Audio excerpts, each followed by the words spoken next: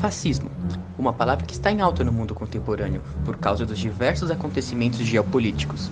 Entretanto, esse movimento não é uma novidade e teve seu auge durante a Segunda Guerra Mundial, durante o governo do italiano Benito Mussolini Andrea Mussolini. O fascismo tem como características o extremismo e o discurso de ódio contra grupos que vão contra os interesses do governo. Mas você já parou para pensar? Como que o governo consegue convencer a população a utilizar outros grupos? Com propaganda.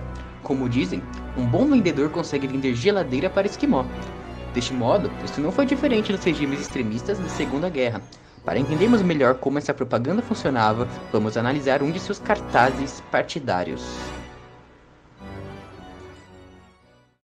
Esse cartaz, utilizado durante o período do fascismo italiano para difundir a construção da imagem dos maçons, comunistas e judaístas como inimigos, representa a visão que Mussolini tinha desses grupos e como queria que as outras pessoas os enxergassem.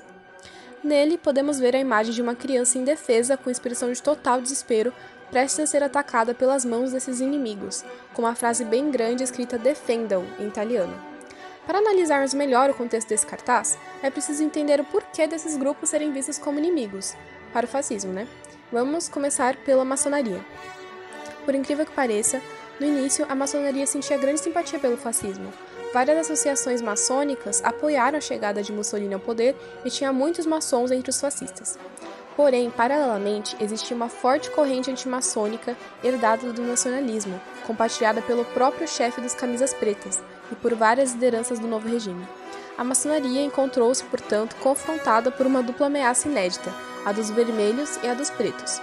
De um lado, os socialistas pró-bolcheviques e antimaçons, inimigos dos interesses nacionais, e de outro, o Partido Católico recém-nascido, que se propunha derrubar todas as muralhas do Estado secular.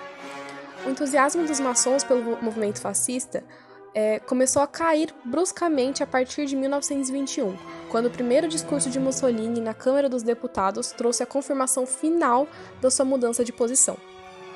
O fascismo não prega nem pratica o anticlericalismo.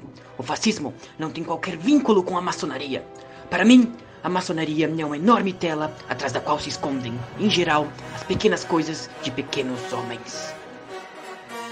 Esse discurso já formaria a ideia de reconciliação com a Igreja Católica, destinada a se concretizar em 1929 na forma do Tratado de Latrão. E foi precisamente a respeito disso que se produziu a ruptura definitiva entre a maçonaria e Mussolini.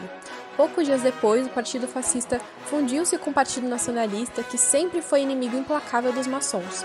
Começaria então uma campanha antimaçônica feroz, amplamente veiculada pela imprensa. Podemos analisar na imagem uma relação importante entre o comunismo e o fascismo.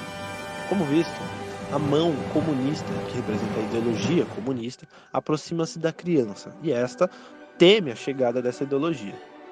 A criança poderia representar a pureza da sociedade fascista e até a sociedade nazista, que pregavam que a única raça pura era a alemã.